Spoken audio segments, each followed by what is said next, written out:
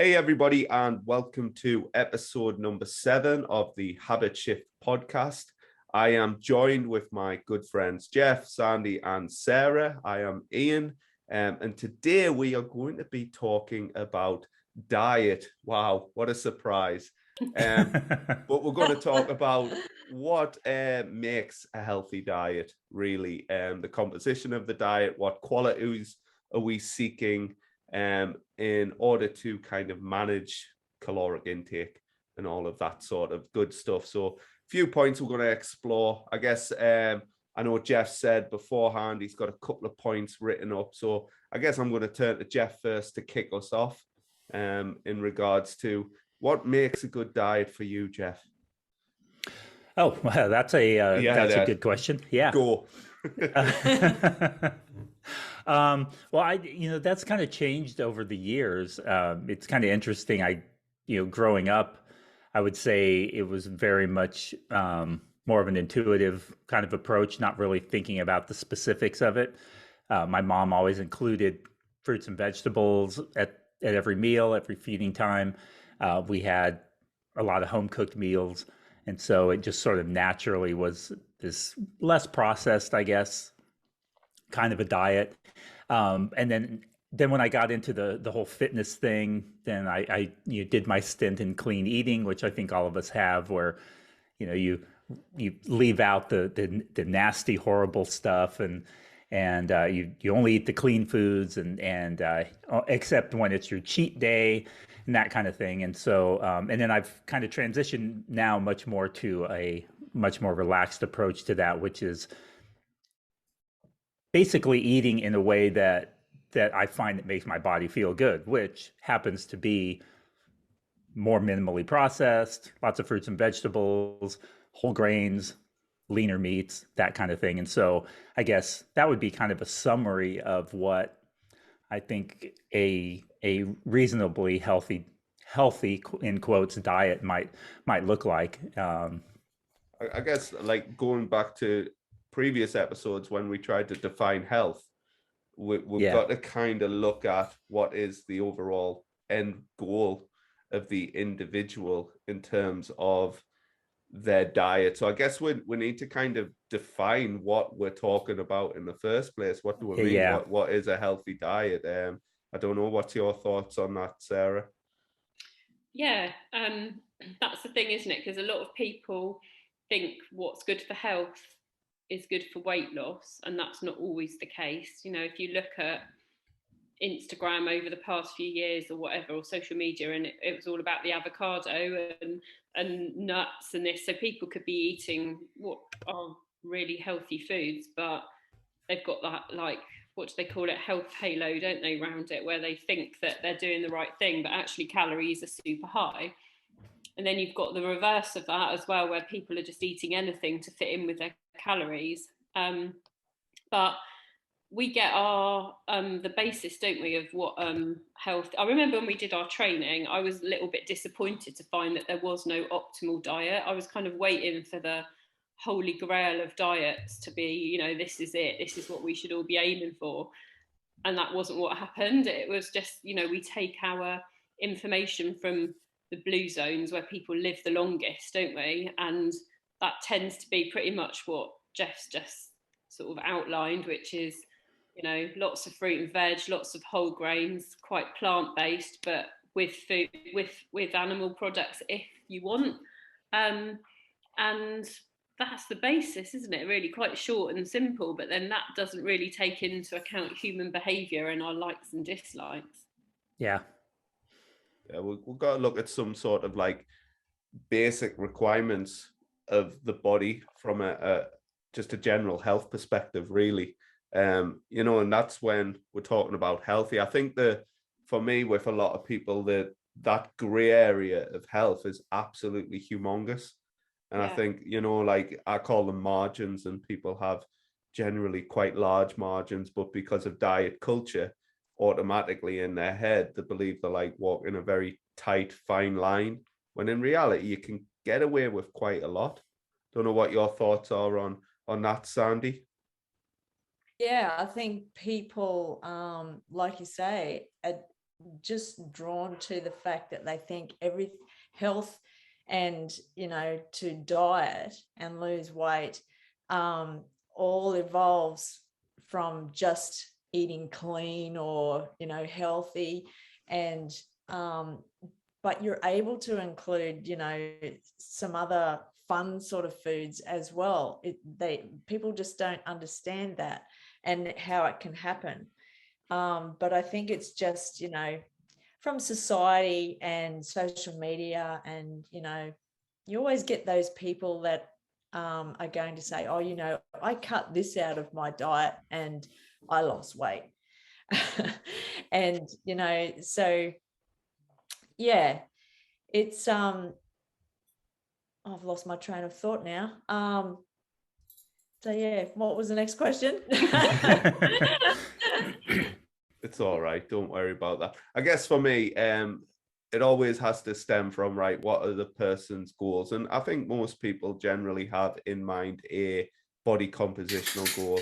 A lot of people want to maintain or at least lose weight, maintain lost weight. So I guess we could look at it from that angle and what qualities we want to see within a diet that allows that sort of stuff. So I don't know, you want to kick us off there, Jeff?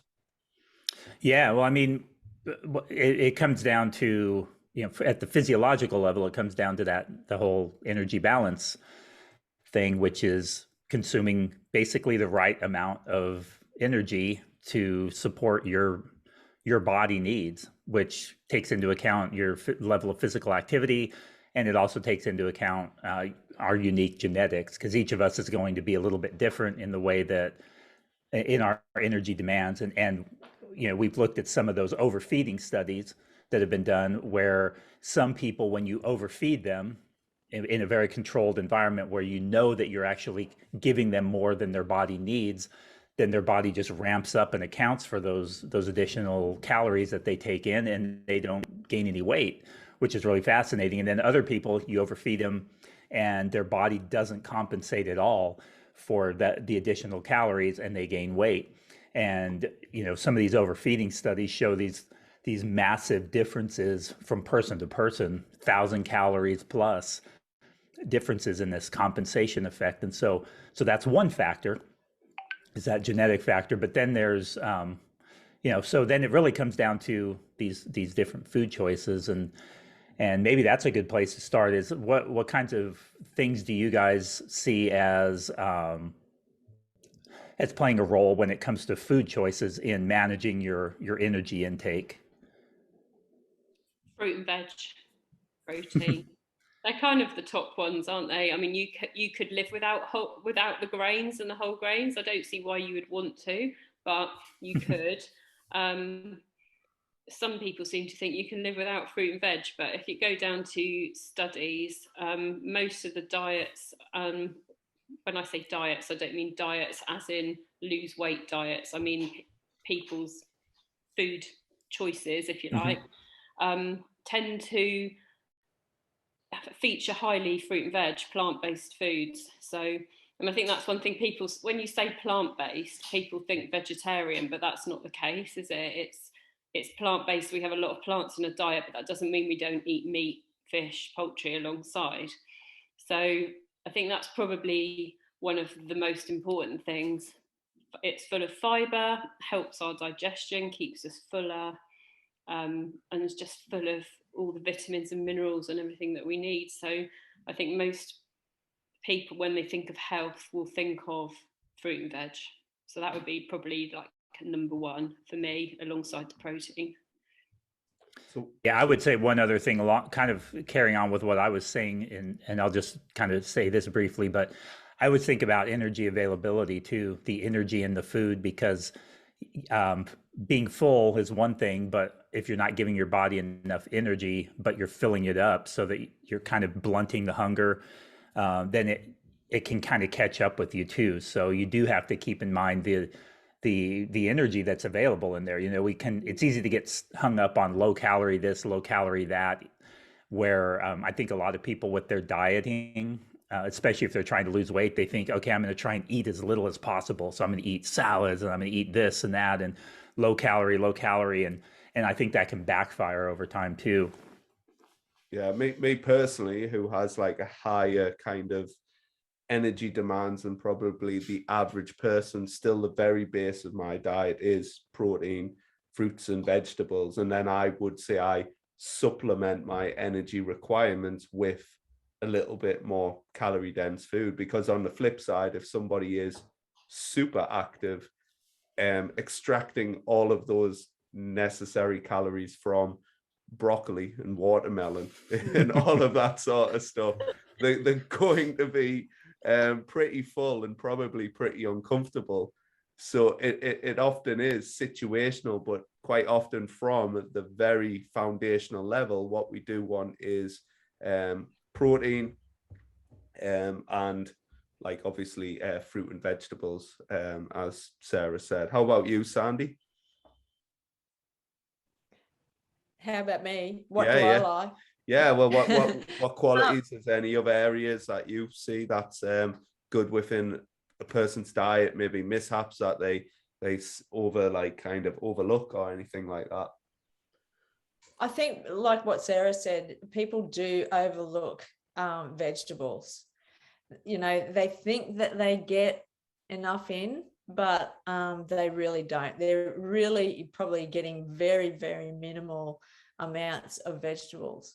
And like you say, your diet should be really inclusive of a lot of vegetables and fruit, along with, lean sources of protein, nuts and seeds, legumes, stuff like that. And that'll all lead into satiety as well, because, all of those types of foods, especially vegetables and fruit, will help keep you fuller for longer. And that's what you want, especially when you diet. You don't want to be dieting on friggin' lettuce and watermelon. That's not going to keep you that full. Yes, they're low calorie, but you want to be having a lot of greens, the things that are going to keep you fuller for longer. So I like to think of a diet too as being, I think I mentioned this last week about having that 80-20 sort of rule. You want to have 80% of your diet full of like lean meats and vegetables, fruit, grains, legumes, all that sort of stuff, and have that other 20% of, the other stuff that you like to have, whether it's biscuits or chocolate or whatever. So you aren't restricting yourself and leaving yourself short, because when you start cutting that stuff out, that's when the problems occur. Yeah, and I like the word that you use there, like inclusive. And I think that's where a lot of people struggle just from the off and almost set themselves up for failure, is they go in with a very rigid approach to their nutrition. They quite often, at the forefront is elimination, not inclusion. And the concentration's largely around the things that they shouldn't be doing or not allowed to do, instead of focusing, and as was said, with the margins being so large, all of the things they can actually get away with. And that's what I'd like when I'm working with clients. I'm like, listen, let's see what we can get away with here. And it just totally flips their mentality on the head, because like in my eyes, especially with weight management, all they try and do is lose weight. They don't need to go to any crazy extreme. So I think the psychology is as important as the actual practical choices within the food. What do you think people's issues are around vegetables? Why it's such a struggle? I struggle with the concept that people don't like vegetables. Like, how many varieties of vegetables are there? There are literally hundreds, and I can't believe you can say it's almost like saying I don't like people, which sometimes but it's like some are good, some are not so good. Fair enough. People don't like, a lot of people don't like sprouts because they're extremely strongly flavored, but you can cook a sprout in lots of different ways and it will taste completely different. So when someone literally says to me, I don't like vegetables, I do feel it's it's just a bit of a sort of poor statement to make. I'm like, have you tried every vegetable? Have you tried it cooked in different ways? You know, like roasted vegetables in the oven with a bit of some garlic or chili, or, you know, something like that can be so tasty. They're so sweet, they're so delicious. You know, how can you say that you don't like all that stuff when you've not tried it? So I think people have a fixed mindset around it. They've had a bad experience, maybe they don't like a vegetable, and then they decide, this full stop, I'm not going to try them. So I would challenge people with that thought. You know, if that is you listening, go and buy something you've never tried before and cook it in 3 different ways. And fair enough, if you don't like it, move on to the next one, but don't just rule them all out, because they're pretty amazing, I think.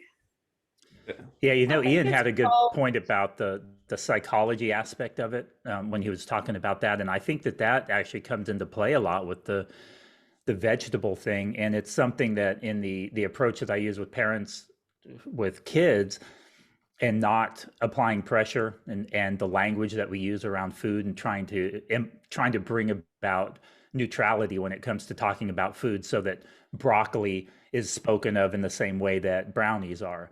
A good example was one of my clients a couple of weeks ago sent me this picture. I think I sent that to you guys of her 3-year-old with a handful of broccoli on one side, in one hand, and he's munching away on it, and there was a plate of brownies next to him, and he was very interested in the broccoli. My nephew does the same kind of thing.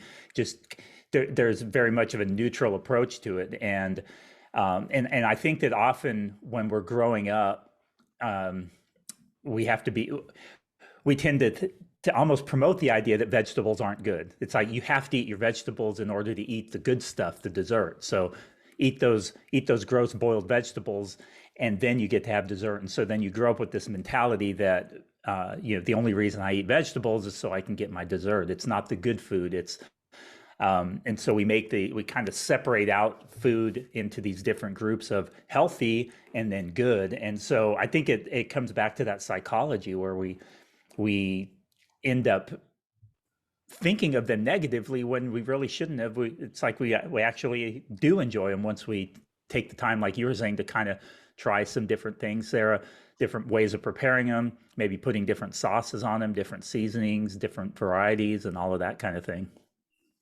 I think Ian and Sandy both had something to say on that as well. I was just going to say, like you were saying, I think people sometimes have had a bad experience with vegetables or food in general when they were younger. I remember a lady telling me a long time ago about how she wouldn't eat vegetables. And she still doesn't now, I don't think. And it's because she had such a bad experience when she was a child with her parents. So, it's born over time, and it's evolved over time that people just, aren't willing to eat them, or willing to eat a lot of them. And I think too that it also is born out of laziness and convenience too, because there's so much convenience foods now, and not just in the supermarket. I mean, they're the better ones. It's more like the takeaway places. People are just, because people are getting busier, they work longer hours, they're just going more for convenience foods rather than actually cooking at home and using, vegetables and stuff for their meals. That's all I was going to say. There is that huge practical implication of vegetables, and typically I will recommend like the inclusion of fruits and vegetables in most, if not all, meals, because of the how closely they're linked to improved fullness levels and stuff like that, alongside with some sort of protein source. So usually I'm building a plate or a meal around them two kind of things. I suppose fruits are a little bit different because they are a little bit more kind of practical. But, going back to fruits, vegetables, I think a lot of people as well just automatically go back to just boiled stuff, and what you were saying, trying them in different ways, but also like adding like sauce, like adding, even whether it's ketchup or even adding a little bit of butter, while it may like increase the calorie density of those vegetables, it might overall decrease the totality of the calorie density of an individual's diet. It adds enough flavor, it adds enough texture to promote the eating of these. I thought of this because like when I was in Aldi a couple of years ago, I bought cauliflower rice or broccoli rice, and the woman in the behind the counter was like, "Oh, what do you cook with that?" I was like, "Oh, just like a bit of seasoning, a bit of ketchup." And then the one behind us was like, "Well, that's not very healthy." And I was like, "What?" Like, I was like, "Okay, here we go." So I just like inquisitively was like, "Oh, what? Why do you think so?" And they were like, "Well, it's the sugar." And like I just didn't take it any further. I'm not like, I'm doing my shopping, Aldi. I'm just a sit down, love. I'm gonna educate you, but like, 30 grams worth of ketchup or whatever might be a serving, and that's probably got about 15 calories in, but it's giving that enough flavor to enjoy that meal instead of like, and I think a lot of people who want to lose weight, almost they want that kind of like, I don't know, they want to feel like it's working. They almost like they want that badge of honor. So if the diet's super clean, if it's super bland, if they're doing all of this exercise, they quote unquote feels like it's working. So they almost become like a glutton for punishment. And when you're like, hey, you know what? You can actually enjoy your diet and lose weight. It's like, shit, mind blown. I know, that's the thing, isn't it? People they're too black and white. They don't look outside the box, on the same thing as you've just said. If you had like a big, I don't know, sort of sauteed vegetables, and you've got a massive plate of them, and maybe you saute them in like a measured amount of butter, just a small amount, that could change the total taste of those vegetables. And yes, you've got the calories from some butter, but what would you be having if you weren't having the butter and that huge plate of vegetables? It might be like extra chips or extra something else. And so the calories, which is what we're really looking for when we're talking about weight loss, could be a lot less. You'll be really satiated from all those veggies, and you might actually enjoy the flavour. But I think, what I always try and suggest to people is add it into your cooking. So if you're somebody that has normal family meals like a bolognese or a chili, when I make my chili, I add about 7 different veg to it. So each portion has got all that in. I'll put some lentils in it now, because I don't like lentils. You're not going to ever get me to eat lentils on their own. But when they're in a minced dish, I can't taste them. I don't know they're there. And they bulk it out. You've got the extra fibre. I add onions, I add mushrooms, I add peppers, I add kidney beans, I put sweet corn in, I grate a carrot in, I put all that sort of stuff in. And it's a one pot meal with a load of veggies in, and it still tastes like chili. So, and I do the same with my bolognese. I just don't put things like kidney beans and stuff in. I'll put some else in instead. So you can do that with anything. And if you really, really have a problem with veg, you could make the tomato sauce up with the peppers and onions and everything and blitz it, and then you wouldn't even know there were vegetables in there. There's always ways to disguise it, but I still think you should try and learn to actually enjoy them rather than disguise them. But that's like a last resort, I think, for me. Yeah, I think that's a good point. And, you coming back to adding the butter and stuff like that, I mean, we need the energy from the food. Vegetables don't have a lot of energy. So actually adding that butter, our body's going to compensate for those calories with our appetite and our hunger.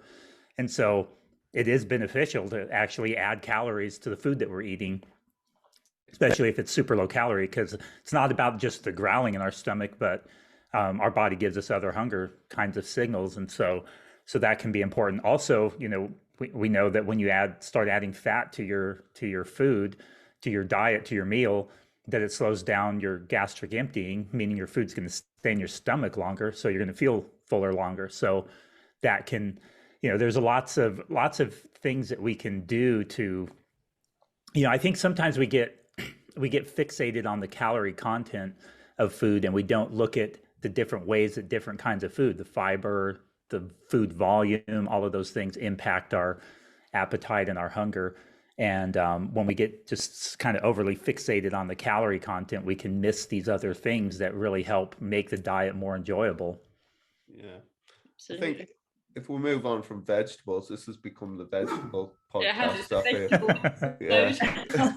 So if we're like look at protein, I guess we know protein from like satiety index seems to do well, and even people who just like sporadically increase protein consumption within their diet, their caloric intake comes down without even any kind of like kind of fixation on like tracking or anything like that. If we can just increase a person's protein consumption, like they regulate appetite a lot more effectively than a low protein diet.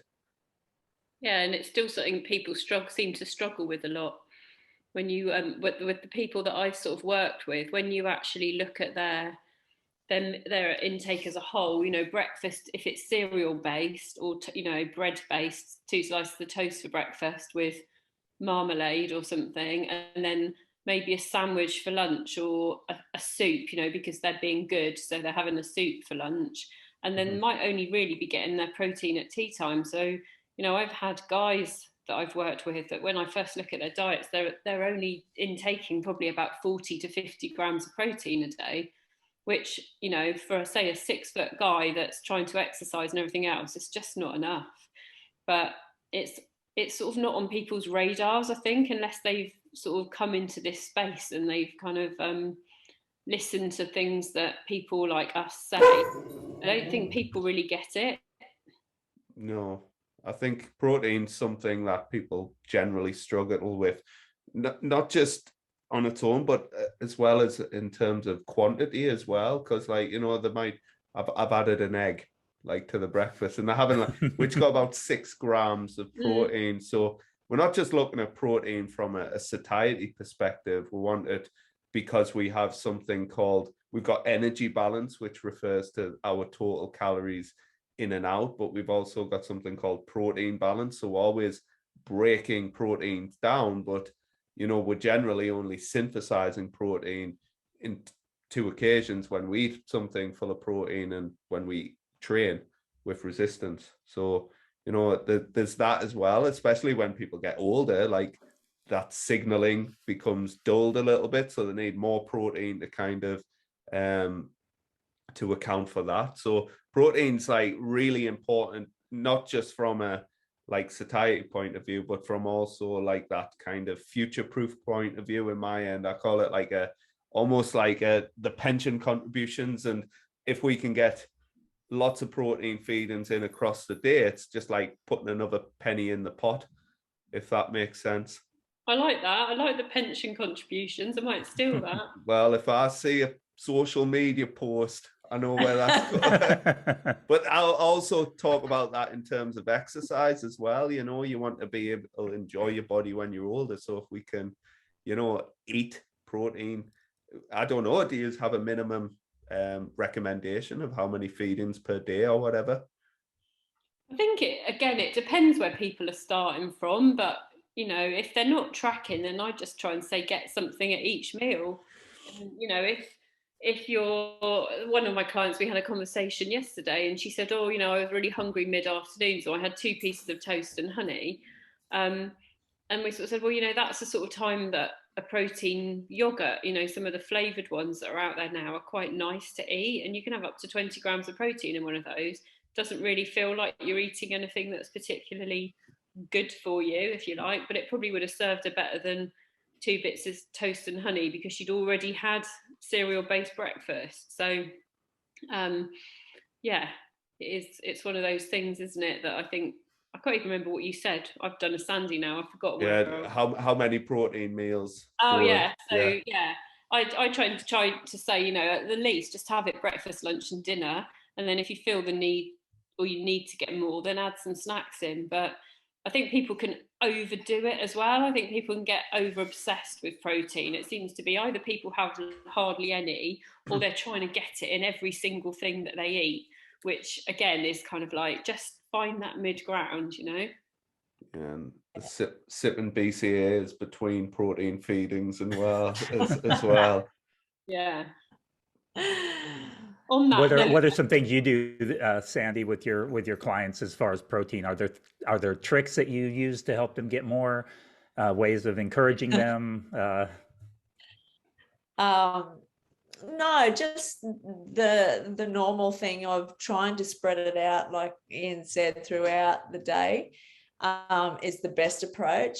And what I was going to say was, it's probably a good segue into like how many meals per day that people should have or want to have.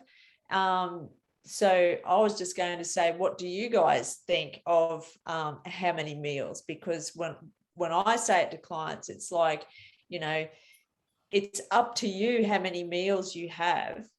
But, you know, if you're getting hungry, say, in the afternoon and nighttime because you've missed out on having a meal like breakfast in the morning, it might pay you to have something that's protein based or vegetable based, and, you know, spread it out, that protein, throughout the day, so you're not feeling as hungry in the afternoon and nighttime. So what do you guys think in terms of how many meals? I think first and foremost, we need to qualify what a meal is, because I think when we're talking about Yeah. meals, and I talk about this with my clients all the time, like a meal, and like, you know, doing me quotation fingers there, can be anything from a big Sunday roast to simply just a protein shake. So I call them, you know, just, Yeah. you know, periods where we're going to be ingesting some sort of calories. So, you know, I think snacks like that can qualify as a meal, but usually it's between, and like a snack quite often, or that mini meal or whatever you want to call it, just might be just a bridging like thing between two larger meals. But yeah, but usually I would probably say a minimum of three. I like 3 to 5, just dependent on the length of the day. And maybe Yeah. 1 or 2 of those meals might just be something fairly small. I think it depends Yeah. on people's appetites, doesn't it? Like some people like a big dinner, like a big, I've got a lot Yeah. of food in front of me, I want to eat a big dinner now. So Yeah. for those people, potentially 5 meals is not really needed. Um, Depending on goals, obviously. If I'm sort of more talking about weight loss here, but not building, you know, bodybuilding or anything like that. But also, it sort of works the other way as well. If people feel the need to keep snacking, maybe they're not eating enough at their meals, or they're not eating the right thing at their meals. So it's really looking at what all that involves. What does it include? You know, if you have a breakfast of this, you know, you're saying, right, my first meal of the day is a piece of toast, and then by 10 o'clock, 11 o'clock, you're starving and you're at work and you're eating a load of biscuits out of the biscuit tin, then your first meal wasn't really doing the job it's supposed to do, was it? You need more there, and you need some protein, maybe some food volume with your veggies. So it's kind of looking at the whole picture, as always. It's just, you can never just say one person should have 5 or 6 meals, one should have 3. It really depends, doesn't it? I was watching somebody today, and they were saying that they like really big meals. So they had 3 meals a day of big plated meals. But for me, I like to spread my food out all throughout the day. So not that I'm picking, I'm just having, I would probably have 6, you know, like what Ian said, meals, and that includes snacks. I'm having breakfast, lunch, and dinner, but I'm having snacks in between. But yeah, I like to spread mine right out throughout the day. I don't often have really big meals, but yeah, if I haven't eaten all that much during the day, then I'll have a really big meal. But I prefer having little bits all day. I That's think just that, me. yeah, but that's fine. I think I would probably be more along that. I quite like a dinner, but the rest of the meals in the day can be quite small for me. But I think like a lot of people go wrong with what we said earlier, where they think, you know, they're on a diet, so they're going to eat, you know, rabbit food, they're going to have a salad or this, that, and the other. And then they do find themselves snacking because they genuinely haven't had enough that's going to fill them up. And the other thing that I've come across as well is, especially with calorie counting or tracking, is that people don't eat as much at meals because they want to save calories for snacks. And when I mean snacks that are fun foods, not, you know, like Yeah. crisps or biscuits or ice creams and chocolate, not snacks like, I don't know, peanut butter on an apple or something. You know, they are your fun foods. And I've actually had people check in with me before that said, oh, you know, yeah, I didn't have much at lunch because I wanted to save my calories for the glass of wine in the evening and stuff. And then you've got to look at your reasons as to what you're doing and why you're doing that. Yeah, I think that's one of the main considerations in how many meals you have is how you're going to feel at the end of the day, how you're going to feel throughout the day. Because I think we can all attest to the fact that when we have clients who are kind of taking that approach where they're trying to save their calories and they're doing that on a regular basis, that it often backfires because they get so hungry throughout the day because they're saving their calories. And then by the time they do go ahead and eat or get to the end of the day, then it's much easier to kind of go off the rails and just eat all the all the food because you're so hungry. Because anytime you go into eating when you're just really, really hungry, it makes it much more difficult to sit down and listen to your body's signals telling you when you're full. Because I mean, it takes a little time for the food to get in your body and digest, and the hormones to kick in that tell the satiety hormones that tell you, hey, I'm good. I got some energy, so you know you can dial down the hunger now, and all of those kinds of things. And so yeah, I mean that's one of the things that I typically address a lot is how does it feel to eat this number of meals that you're currently eating, and looking at, hey, maybe we should expand your 3 meals to 4 or 5 or 6, and depending on the person. You know, some people, they eat really small meals and they just can't eat very much at one sitting, and then they're only eating 3 times a day, and they're wondering why they're so, you know, why they are having trouble at the end of the day snacking all the time. And so then we find, hey, if we just add another little meal in the morning, it makes it so much easier to control that evening snacking to more of an appropriate level. And so often adding more feeding opportunities in can really be helpful in just managing your overall energy intake over the course of the day, so it's a more appropriate level and it's more enjoyable. And you know, I think when we get too hungry, we start to get fixated on food a lot more, which is a kind of a snowball effect. Yeah, I think for me, who has experienced hunger, like I can quite easily just kind of like ride it out. You know, like it's kind of like a wave, and you know, like a wave at peaks, but then it kind of dissipates fairly quickly. So I'm no stranger to hunger, and you know, likely nobody is, but a lot of people, it's just a reactionary thing, and quite often they feel a pinch of hunger, and it's just like maybe experience that. Maybe I think from a fat loss perspective, a little bit of hunger is often a good little bit of feedback. We want to get into that kind of area where we're, you know, you're not going to be not hungry, but we don't want you to be starving. So it's kind of walking that line a little bit between those two.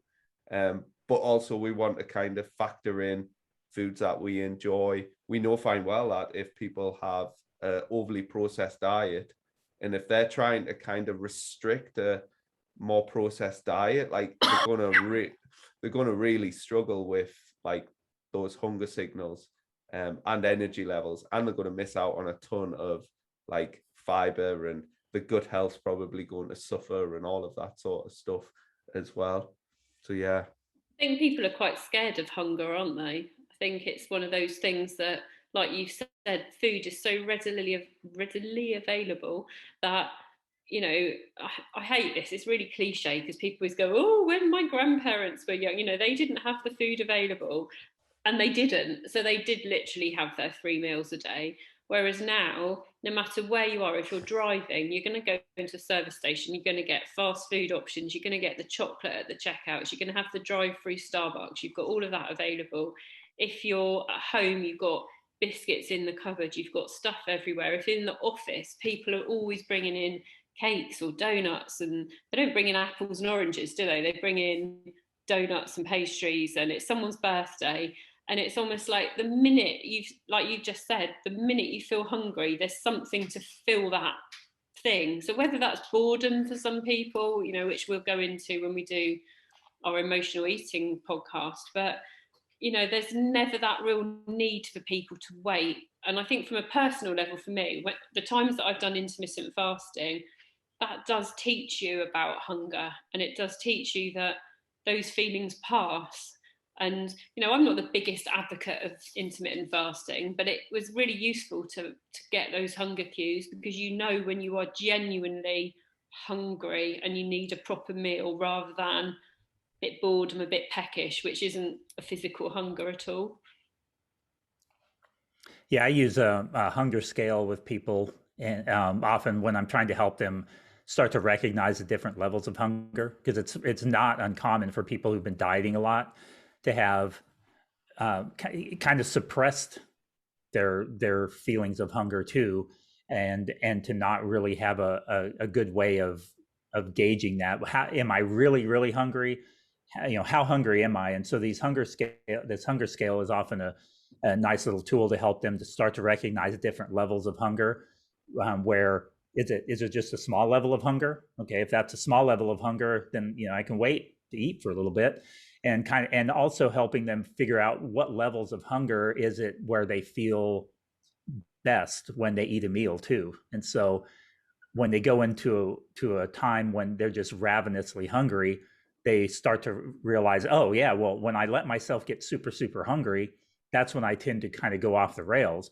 If I don't allow myself to get quite so hungry, then I actually enjoy the meal better, and I find that it's easier to eat an appropriate amount at that meal, and I feel better during the meal, after the meal, and even the next day.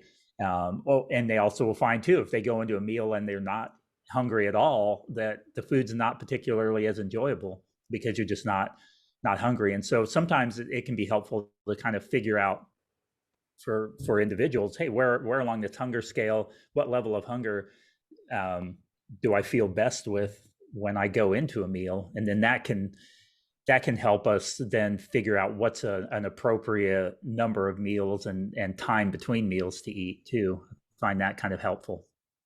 You'd be surprised how quickly like people's almost eating rhythm, if you'd like, kind of adjusts when, like for me personally, always the first 2 to 4 weeks is always the kind of most uncomfortable one, where I'm like trying to lose a bit of timber, because yes, I am changing the amount of energy within my diet for that reason. So like my body's and my psychology is just a little bit like kind of right. But then once you get into the swing of it, you build a bit of momentum, and of course you see a little bit of results.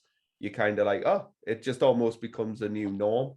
But I think a lot of people lack that kind of foresight within their diet. They just kind of don't see and then they end up like going off plan, breaking the rules maybe they've set, and then it's almost like a do-over, but they keep doing that over and over again. Gets to Friday and like let themselves down again, and woe is me, and rinse and repeat, and we'll get a Monday to Friday diet.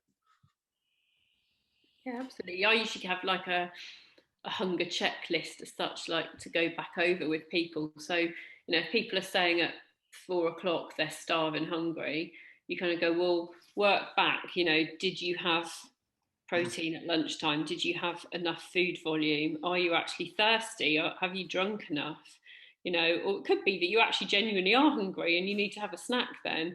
But it's never just as simple as that. Or are you just bored and you're looking for something else to do? And what you normally do is have a cup of tea and a few biscuits at this time, because our bodies, like you said Ian a minute ago, you kind of get used to when you eat, don't you? So I think we're quite clever as human beings. So if you normally have a cup of tea and biscuits at 4 o'clock in the office, you're going to be expecting that every day, aren't you? And so when you maybe are on your diet and you cut it off, then you're going to get hungry then, aren't you? Because you're normally giving yourself something then. So like you said, ride that storm, and by the time you get home, you'll have forgotten all about it.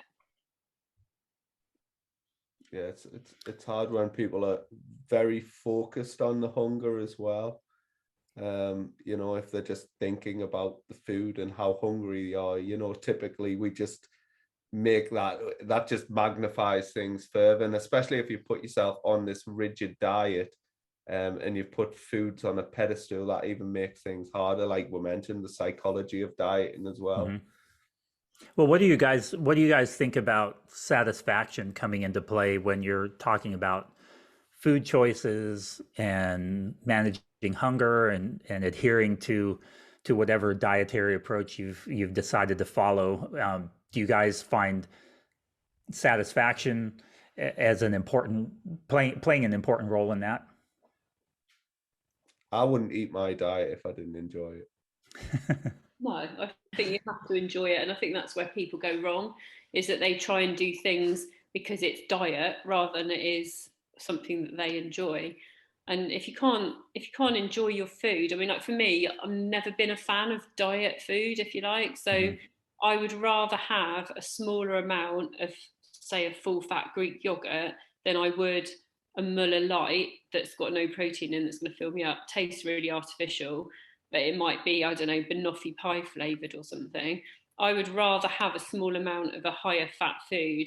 It's like low calorie biscuits, you know. I just rather have one decent one than two half fat ones, because it tastes like shit. So that's not going to satisfy me at all. And I think, again, like people, oh, I'm on a diet, so I'm not eating chocolate, but I'm going to eat dark chocolate.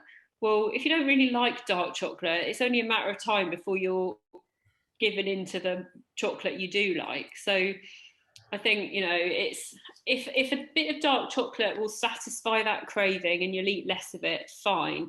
But if it actually means you're going to end up at some point diving headfirst into a vat of Cadbury's, then it's not going to work. Yeah.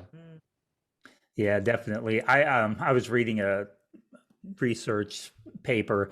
It's in the area of psychology, but and this is something that I use with clients all the time, this approach, and it's because there's plenty of research supporting it. It's basically, you find this in the hedonic literature, which is the stuff that has to do with cravings and desires and that kind of thing. And interesting part from one of these papers in particular summarizes the whole satisfaction thing and kind of what Sarah was talking about there nicely. And dieting or restrained eating generally increase the likelihood of food craving. And then it says attempted restriction or deprivation of a particular food is associated with an increase in craving for the unavailable food. And so it's like when we restrict ourselves too much from the things that we are actually craving or in the mood for, that we desire, has the exact opposite effect. You know, we say, oh, I need to cut out this, I need to cut out that. I can't eat, I can't have my ice cream that I've been eating every evening anymore because it's not diet, it's too high calorie. You cut it out and then you start actually craving it even more and more. And then that often leads to those episodes where you full on eat, or people, you know, especially people who are struggling with actual binge eating, that kind of thing backfires where, and I think we probably all heard a lot of the advice online that people give you where, you know, if you're binging on this, you need to just cut it out because you're probably addicted to it, or, you know, those kinds of things. But it's really interesting when we find out that eating for satisfaction actually is beneficial to our overall health, and eating the right amount for our body. And we've evolved, haven't we? We aren't just like foraging for food to survive anymore. You know, food is a social event for a lot of us, you know, and we have to embrace that. You have to realize that we eat, we have to eat for pleasure too. It's not just about a purpose, is it, anymore? It is about enjoyment too. So if you can do both at once and enjoy the food that actually is healthy for you and supports your goals, then you're winning. Yeah, it comes back to them goals, as you said, and like what somebody wants. And like whilst in their head they may think they want all of this weight loss, like what they might find along the way, that actually they get to a point where their life is like within the balance. And I think there's too much focus put on just the physical side of health with the weight management. I'd rather be like, I was 92 kilos January. I went down to under 80 by July, and now back up to like 84, 85, given fluctuations. But I'm far more happy now, and like I wasn't unhappy when I was 92 in the first place as well. So like at the end of the day, I would rather have a bit of fluff on us and have that like flexibility in there within my nutrition. Occasionally I might go down there just for, shits and giggles, but like I know fine well I'm coming back. I'm not trying to live that life because I don't want to.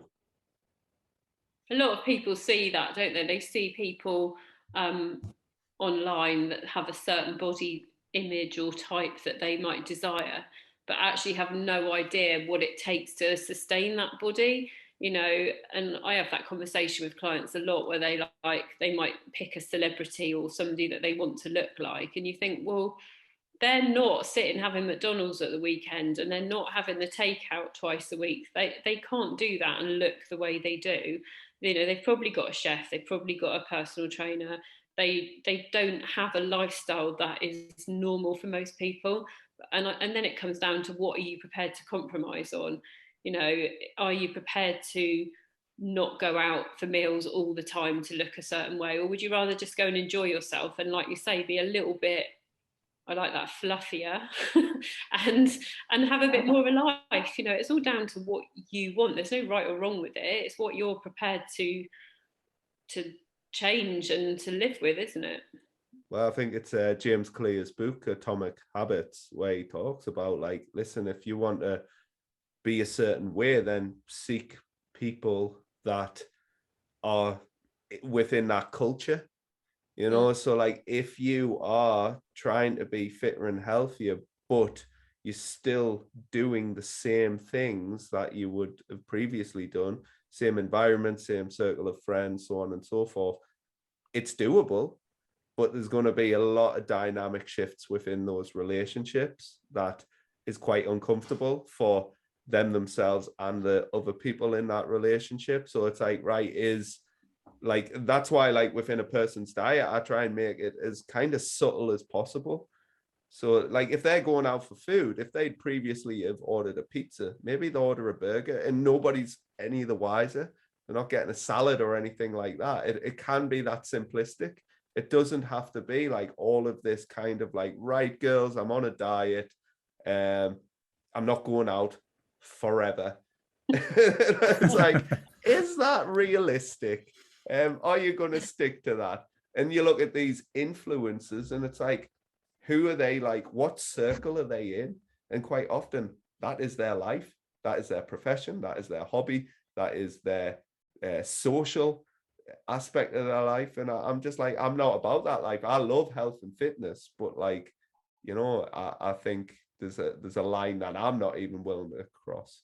But yeah, it's very interesting. We always kind of dip back to the psychology about nutrition because I think it's super overlooked. That's why these conversations last as long as they do, because there's so much nuance that we want the listeners to be able to think about and explore when they are thinking and considering their own diet. There's areas that we don't have time to talk about now. Hydration, you mentioned there, nutritional fat, carbohydrates. Like, I think they're probably individual podcasts, but I hope the listeners have kind of gotten an idea of like maybe the things that need to be considered when it comes to just like choosing a healthy diet.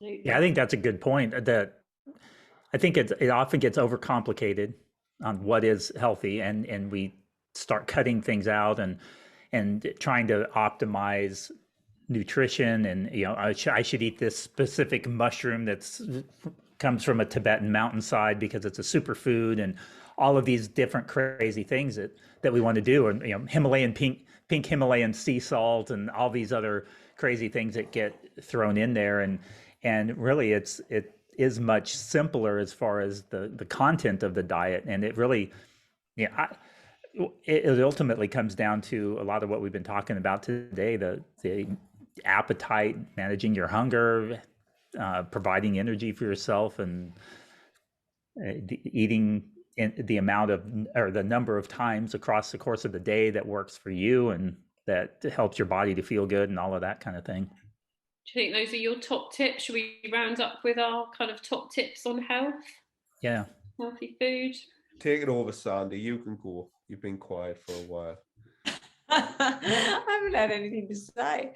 The only thing I was thinking of was when you were talking before about food choices. And I think sometimes you can still sort of have the same sort of... Oh, Sandy's froze. Oh, so for instance... Sorry, Sandy, you froze there a second. Am I back? You're back. You're back. I'm back. Internet. So if you're, say, having pizza, like a takeaway bought pizza, there are ways to, make it yourself where you have like the whole pizza, and it'll be a whole lot less calories than what, a few slices of bought pizza would be. And I'm just talking about food choices and food volume here. So that's what I was sort of thinking of. So that would be one of my tips, is having foods that are sort of the same of, treat foods, if you like, but making them sort of lesser calorie by using better ingredients. Yeah, just simple choices. Yeah, like when I dieted, when I lost weight, when I lost body fat, we would still have pizza Fridays, but instead of a large Domino's, I got a medium, and instead of all the side, I would have a huge salad alongside it to take. That was kind of like the filler part for me, and I'm still getting what I emotionally want. And just subtle changes. We made our own chips instead of ordering from there. So just little kind of things. And I know fine well, a medium pizza is smaller than a large pizza. It's in the name. And it's going to have less it's going to have less calories in. Therefore, I am fundamentally eating less than I previously was. Given that the other areas are somewhat constant. And I guess we could talk maybe in another episode about compensatory behaviors in terms of why weight loss is a little bit more challenging than simply energy in versus energy out. I think any final recommendations, Sarah? Anything from you? I think mine would be, don't be that person that suddenly goes, right, from Monday I'm gonna do a healthy diet and I'm not eating sugar, I'm not going to eat this, I'm not going to eat that, I'm going to go on a juice detox, and I'm going to do 500 other things that they presume are healthy, that they're going to keep up for 1 week, and then they're going to go back to it. If you feel that your diet isn't particularly healthy at the moment, make small changes. Think about what you can add into it, not what you can take out. So if at breakfast you're having toast at the moment, then cut down the toast, add a couple of eggs, add some mushrooms, add some spinach, add some lean bacon if you want. Do something that's going to actually increase your breakfast, going to make you feel better. Don't cut it all out, because you're never going to sustain it. It's just not going to happen. And actually, that isn't even healthy, because it's going to give you a really bad mindset. So yeah, start small, make small changes, and don't cut things out completely. That's my tips. How about you, Jeff? Yeah, I like that one too. And I would say one that I think is not common in dieting circles is the satisfaction factor of your meal, and really tuning into how to your appetite and hunger at the meal itself. And so one of my tips is just, as you're eating, you may take a little break in the middle of it and say, hey, how is my hunger at this point? how's my satisfaction? Does the food still taste good? Because often when we're getting full, the food starts to not taste as pleasant. I mean, not that it tastes bad. It's just kind of like, this really isn't doing anything for me anymore. You know, on your 10th slice of pizza, if you really pay attention, you're really not enjoying it that much anymore. You're kind of on autopilot, shoving it in your mouth. Well, if you stop and just take a little pause in the middle and say, hey, am I full? How am I feeling? Is the pizza still enjoyable? It's very likely that you're going to stop at a much sooner point. Like, let's say pizza is something that you've struggled with, and you sit down and there's a large pizza and you eat the entire thing, and this is something you know about yourself, and you start tuning into that. You may eat a couple slices and realize, you know what, when I have 2 slices, I'm actually pretty full. And then you might eat your 3rd slice and say, yeah, that 3rd slice, it was fine, but it was not as enjoyable as that first one. And so you end up figuring out the amount of pizza that's right for you without going in with the mindset of, oh, I can only eat 2 pieces because I'm on a diet.